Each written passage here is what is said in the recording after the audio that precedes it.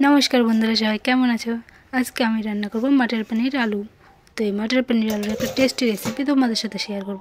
तार जोन्नो भिडियोटा स्किप ना करे सम्पूर्णटा देखो। तो एर जोन्नो सबार प्रथमे मटरगुलोके सेদ্ধ करते दिलाम। सेদ্ধ हये जाओयार पर ओइगुलो ओई कड़ाइटार भितरे तेल दिये दिलाम। तेल देওয়ার पर पेঁয়াজগুলোকে भाजा करे निलाम, बेरेस्तार मतो करे निलाम। तारपर पेঁয়াজগুলোকে बाटा करे निलाम। तो ओई तेलेर भितरे पनीर दिलाम। पनीरगुलो दिये हालका करे भेजे निलाम। हालका एकटु लाल लाल करे भेजे निलाम।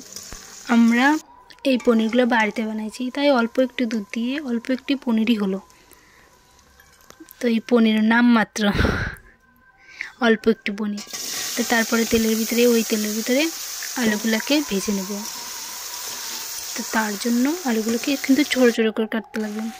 তো লবণ দিয়ে দিলাম এখন। তারপরে একটু হলুদ দিয়ে দেব। হলুদ দিয়ে আলুগুলোকে ভালো মতো ভেজে নেব। ভেজে নেওয়ার পর ওই আলুগুলো উঠে রাখবো। তো তেলগুলো যে থাকবে আরও একটু তেল দিয়ে কড়ার ভিতরে তো ওখানে জিরা দিয়ে দিলাম।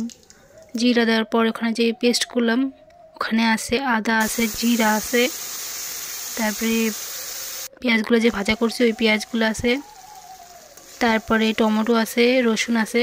তো ওগুলো সব কিছু একসাথে পেস্ট করে তেলের মধ্যে ছেড়ে দিলাম। তারপর ওই তেলের ভিতরে হলুদ দিয়ে দিলাম, নুন দিয়ে দিলাম, তারপর লঙ্কার গুঁড়া দিয়ে দিলাম, গরম মশলাটাও দিয়ে দিলাম। তারপর সব মশলাগুলোকে একসাথে কষিয়ে নিলাম। যখন মশলাগুলো কষানো হয়ে যাবে তখন ওই মশলার থেকে তেল ছেড়ে দেবে। তো বুঝতে পারবে যে মশলাগুলো কষানো হয়ে গেছে।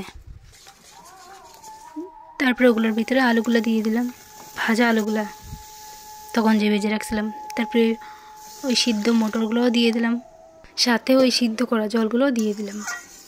তো এক্সট্রা করে আর জল দিতে লাগলো না। তো এখন ঢাকনা দিয়ে আরেকটু রান্না করে নিলাম। তারপরে ঢাকনা উঠাই দেখি অনেকটা হয়ে আসছে। তখন ওগুলোর ভিতরে পনিরগুলো দিয়ে দিচ্ছি। তরকারিটা হয়েই আসছে। পনিরগুলো দিয়ে নাড়াচাড়া করে আর একটু রান্না করলাম। রান্না করা হয়ে গেছে, এখন নামিয়ে নিলাম। তো তোমরাই দেখে বলো আমার এই পনির আলুর রেসিপি, পনির মটর আলুর রেসিপিটা তোমাদের কেমন লাগছে। ভালো লাগলে লাইক করে দিও, কমেন্ট করে দিও।